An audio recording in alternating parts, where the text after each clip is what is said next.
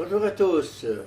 Je continue à vous partager des extraits du livre du cardinal Ouellette sur le mariage, mystère et sacrement de l'amour. Aspect essentiel du caractère sponsal et sacramentel du couple.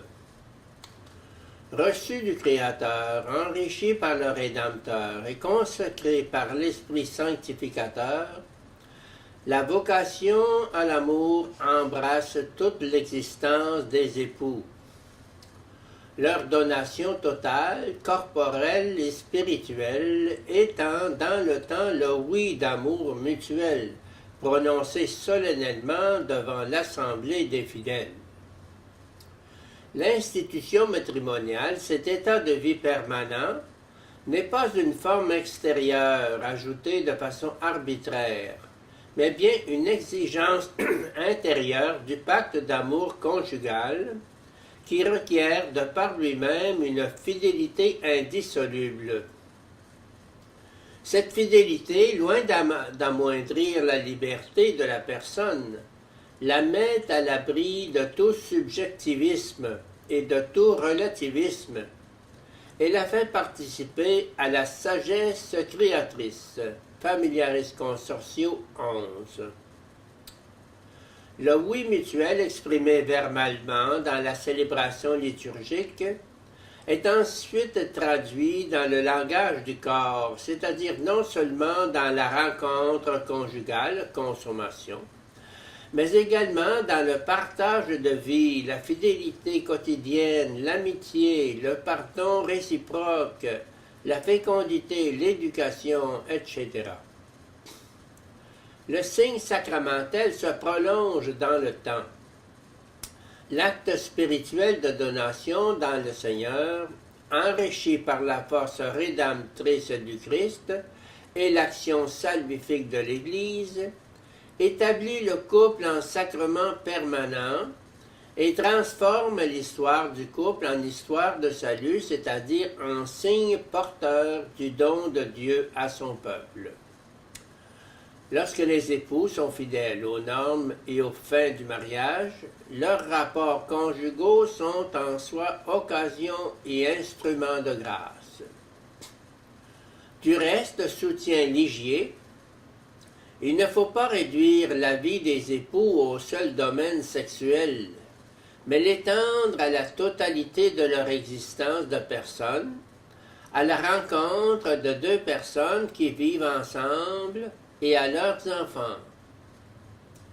Dans ce contexte, le travail commun, comme les conversations, la culture réciproque et la prière, peuvent avoir un effet de grâce.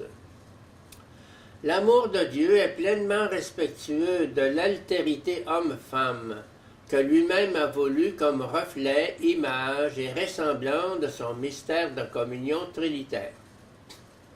L'amour homme-femme donné par le Créateur ne demeure pas extérieur au signe sacramentel.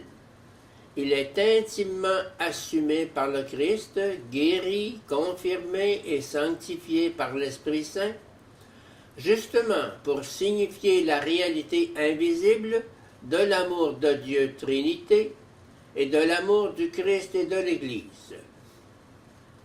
La théologie contemporaine perçoit la nécessité de dépasser une vision trop moraliste et de reprendre la sexualité matrimoniale dans un cadre anthropologique plus positif et personnaliste, de façon à montrer combien les aspects humains de la sexualité sont partie intégrante de la dynamique sacramentelle du mariage et doivent être compris dans le domaine de la grâce qui en est issue. La grâce du mariage touche justement la sexualité, la guérissant, la libérant, au moins en principe, du danger d'une dissociation avec l'amour et la rendant signe de l'union du Christ et de l'Église. On peut alors comprendre le mariage sacramentel comme remedium concupiscentiae, remède à la concupiscence, de façon positive, en percevant comment, dans la force de la grâce purifiante, L'éros et l'agapé doivent se conjuguer progressivement, dépassant autant le faux spiritualisme que le matérialisme. C'est justement le rapport homme-femme, béni par Dieu, qui est appelé à être et à devenir toujours plus sacrement de l'amour trinitaire, à travers sa participation sacramentelle à l'amour du Christ et de l'Église.